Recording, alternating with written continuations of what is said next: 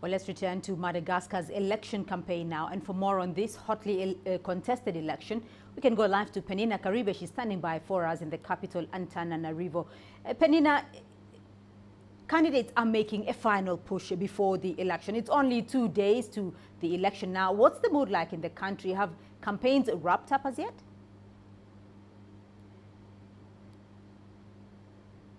Well, not yet, Beatrice. This is the final weekend of campaigning, and there's been really a buzz of activity, especially here in Antananarivo. Yesterday, Saturday, was when we saw the 2 of the 3 main candidates hold their rallies here in that desperate last push to convince the voters to give them their votes. We heard from Marc Ravalomanana and Rajoelina.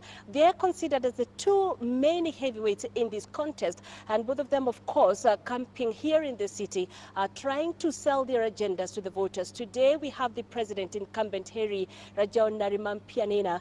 He's here at the National Stadium. He's also campaigning, especially on the platform of economic growth. And now those are the 3 main candidates, Beatrice, who've really been making their case around the country. There are 36 candidates in this election. The other 33 have been very significant, but that's largely because campaigns in Madagascar are really a matter of finances. They're driven by cash. And like yesterday, where Rajoelina was, it's a 50,000 capacity stadium. It was full to the brim. Now, we've been speaking to some people here, and they were telling us that there were buses provided for those who wanted to attend that rally. And that sort of paints you a picture of just how expensive campaigns here can be, and perhaps also explains why the other 33 candidates are not really able to have their presence felt. Now, tomorrow, Monday, is the last day of campaigns. It is also a working day, and that would also explain why candidates were really capitalizing on this weekend, which is when everybody is at home, to have that message reach all their supporters, Beatrice.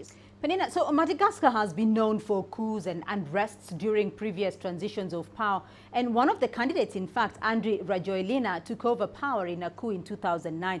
Are there concerns this time around over security?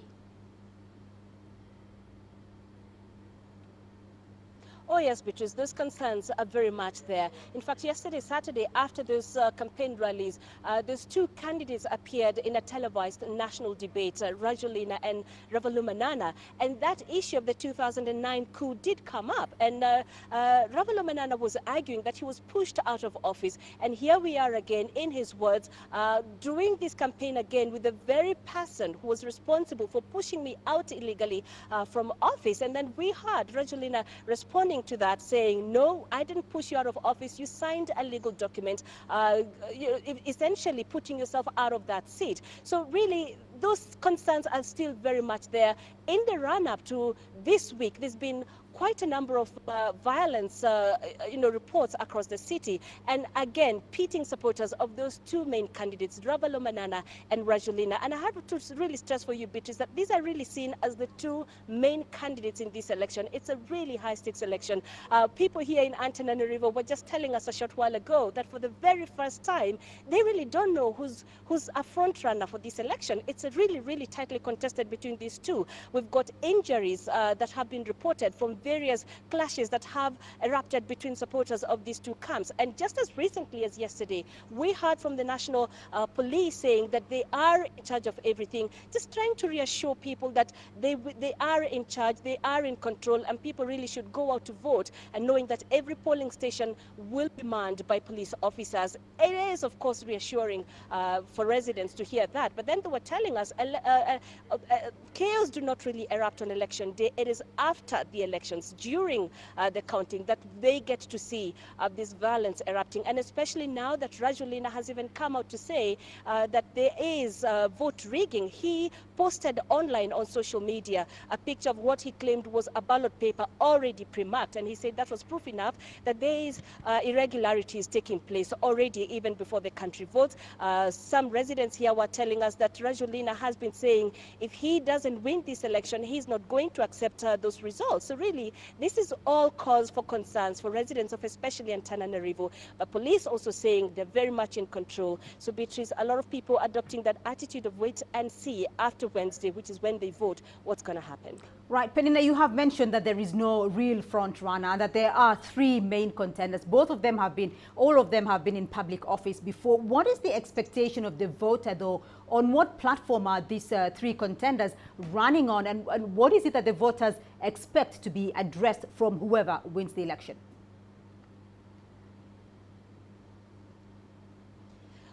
Well, a lot of people we speak to here, and I think this is the general sentiment really of the Malagasy, is change. They want change, because this is a country that should really be at the top of the index report of the most developed countries, and this is because it's a top global destination in terms of tourism. This is a country that has natural resources such as gold. It only has 25 million people, but a lot of people say it is mismanagement of the country that has really placed it on the index report of the poorest countries in the world. In fact, one report even saying the poorest in the world if you compare to other countries that have never really experienced war. And so a lot of people saying they want this country to grow, they want jobs, they want to get out of poverty, they want food, because right now food insecurity is very high. Now, you speak to most of them, they tell you they don't really expect much from these candidates because all three main frontrunners have been in government. But when you speak to the supporters of those three candidates, they're very optimistic. Yesterday when we attended that Rajoelina rally, we asked some people, why are you here and why do you think this candidate is going to change the country if indeed he didn't do so? And they said it's because he had told us that he has learned from his past mistakes. Now, that's Rajoelina. Ravalomanana, on the other hand, is driving his campaign on the theme of rebuilding the country. And he's saying he's rebuilding because what he had done before he was ousted in 2009 has been undone by Rajoelina and the current president. That's what he's saying. He says he has the experience that is required to do so. The current president himself is saying, look, the IMF says the country is finally on some economic growth trajectory. It's projected to grow by 5% this year. It's actually for the first time in very, very many years that this is happening. And he's saying, this should speak for myself. So they all have different agendas. They're trying to sell those agendas to the national population here. But we wait and see, come Wednesday, are they really going to get the people to buy what they're selling them, Beatrice? All right, Peninah, Karibe, following the Malagasy election there and joining us from Antananarivo. Thank you.